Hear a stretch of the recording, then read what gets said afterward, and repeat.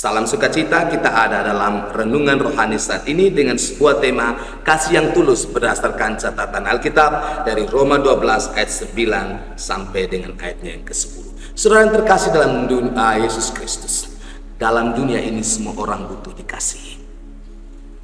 Dari orang tua, orang muda, anak-anak. Sepertinya ada sebuah papan yang mereka pakai di dada mereka, termasuk saudara dan saya. Kasihilah saya, hormatilah saya. Dan karena itu, kalau saudara mampu melakukan itu pada diri orang-orang di sekitar kita, saudara telah merebut dan melakukan hati mereka. Apalagi kasih yang tulus, kasih yang murni, itu merupakan air penyejuk bagi jiwa yang lapar dan dahaga. Saya ingat saudara, satu kali dalam catatan perjalanan pelayanan Mother Teresa ketika ia berada di India, Calcutta, dalam Missionary of Charity-nya. Ia berjalan-jalan di lorong-lorong toko, dia melihat seorang anak muda yang lunglai di situ dalam keadaan yang sepertinya hilang harapan di malam hari.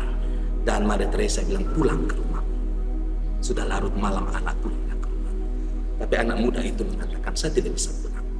Kenapa? Karena di rumah saya tidak ada orang yang mengasihi dan menerima saya. Pernyataan orang muda ini membuat Ibu Teresa mengatakan di kemudian hari, sebagai seorang penerima Nobel perdamaian, sakit yang paling mengerikan dalam dunia ini bukan AIDS atau kanker atau apapun, tetapi sakit yang mengerikan di dunia ini yang berbahaya adalah ketika orang masih hidup tapi ia merasa tidak lagi dikasihi dan dihargai. Dan ini hebat, menggoncang dunia yang begitu egois, dunia yang berpikir bisa berkompensasi karena dia punya ini dan itu, dan menutupi kekeringan maksud saya, the emptiness, kekosongan dalam diri seseorang bahwa dia butuh dikasihi sebagai seorang manusia. Nah saudara, tema ini menurut saya sangat hebat karena Paulus mengatakan kepada jemaat di Roma, kasih itu harus tulus, jangan pura-pura. Dalam kepura-puraan itu justru kita mengkhianati kasih yang sesungguhnya, karena kasih yang sesungguhnya adalah kasih yang berdasarkan hubungan dengan Allah. Alkitab memakai beberapa kata, ada storge, ada filia, ada eros, dan juga ada agape. Kita tahu bahwa kasih eros, kasih filia, kasih storge itu indah, hebat. Tetapi itu selalu kasih yang berdasarkan pengandaian jika. Jika kamu mencintai saya mencintai kamu. Jika kamu menghormati saya menghormati kamu. Jika perserahan kita ada dalam keadaan yang baik-baik saja, you pantas jadi saudara, you pantas jadi sahabat. Tetapi jikalau tidak, everything is over, segala sesuatu selesai. Tapi tidak dengan kasih agape, kasih meskipun kita durhaka, Allah mengasihi kita. Meskipun kita tidak setia, kata Paulus kepada Timotius, Tuhan tetap setia, karena Tuhan tak bisa menyangkali dirinya. Dan ini disebut dengan kasih yang tulus. Karena itu kalau kita melakukan kasih, jangan sampai dengan motivasi yang melukai atau menghancurkan kasih itu sendiri. Jangan berpura-pura, karena sebenarnya kalau dalam kepura-puraan orang memakai topeng. Orang-orang Yunani biasa memainkan drama waktu itu dengan memakai topeng. Mereka orang pemarah, tapi memakai topeng lagi tersenyum. Ketika dibuka topengnya terlihat yang aslinya bukan seperti itu. Nah ini maksudnya kepura-puraan. Ketika saudara dan saya melakukan kepura-puraan dengan motivasi katanya mengasihi, saudara-saudara telah melukai dan menghancurkan kasih itu sendiri. Karena itu Paulus katakan harus dengan tulus. Termasuk kalau kita mengasihi seseorang, kita menghormati orang itu. Jangan ikut tradisi orang lain yang melecehkan, merendahkan orang lain berdasarkan status, jabatan, dan apa yang dia punyai, prestasi dan prestise. Hormatlah pada orang lain, saling mendahului dalam memberi hormat. Itulah bukti bahwa saudara dan saya belajar Yesus Kristus. Saudara yang terkasih dalam Tuhan Yesus, kenapa di situ dikatakan bahwa kita harus saling mendahului dalam memberi hormat? Karena orang-orang yang arogan, merasa diri superior, lebih hebat dari orang lain, tak mungkin menghormati orang yang dia rasa tidak selevel hidupnya dengan dia dalam hal prestasi dan prestise. Tetapi kasih yang tulus itu ditunjukkan oleh teladan kita, Yesus Kristus.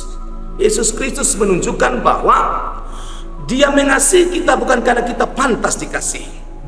Bahkan Yesus mati di kayu salib dahulu waktu kita masih orang-orang dosa. Yesus menjadi yang terkutuk di atas kayu salib waktu saudara dan saya mengkhianati dia.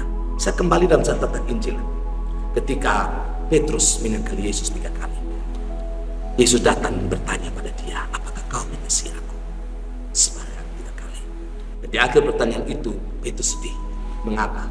Karena cinta dari sang guru juru selamat yang tulus telah Petrus gadaikan dengan cinta yang penuh kemunafikan.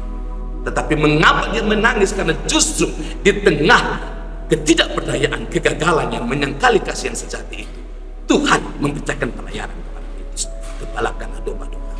Dan sampai hari ini, gereja Katolik, gereja Protestan, kita sangat menghormati Rasul Petrus sebagai pribadi yang pernah gagal di masa lalu, yang telah merusak kasih yang tulus dari Sang Juru Selamat, tetapi yang kemudian mendapatkan second chance, kesempatan kedua untuk menjadi laki-laki yang hebat dan belajar mengasihi, bahkan mengasihi Sang Juru Selamat sampai akhir kehidupannya. Dan Alkitab, lebih tepat sejarah, mencatat Petrus mati disalibkan dengan kepala ke bawah, sebagai penyataan dia tidak pantas mati sebagai orang yang baik, yang tulus, yang punya kasih yang tulus seperti Yesus. Lebih baik dia kepala ke bawah seperti mencium tumit Tuhannya. Dari sinilah saudara, mengapa saudara dan saya perlu membagi kasih pada dunia ini. Tengoklah di rumahmu, tempat kerjamu, datanglah ke rumah sakit, ke penjara, datanglah ke jalan-jalan di mana ada orang-orang muda, orang-orang yang hampa hidup, dan lihatlah mata mereka. Your eyes never lies. Matamu tidak pernah berbohong. Orang yang paling bahagia sekalipun adalah orang yang merasakan kesunyian di dalam diri. Orang terlihat sukses sekalipun, kenapa di kemudian hari harus naik ke tingkat tinggi dari rumahnya, lalu membuang diri atau terjebak dalam obat terlarang? Satu saja alasannya, mereka merasa tidak pantas dikasihi. Karena itu tugas saudara dan saya sebagai Kristen yang telah menerima kasih yang tulus, pergi dan kasihlah semua orang seperti Kristus mengasihi kita. Dengan kasih yang tulus, saudara telah menjadi luar biasa sebagai pengikut Kristus di tengah dunia yang butuh kasih, yang butuh dirangkul, yang butuh lebih tepat dibawa pada sang sumber kasih, Yesus Kristus, yang kasih yang memancar dari sekarang sampai selama-lamanya. Kiranya kita berdoa, kasih yang tulus selalu tumbuh di hati saudara dan saya hari ini dan selama-lamanya. Tuhan berkati.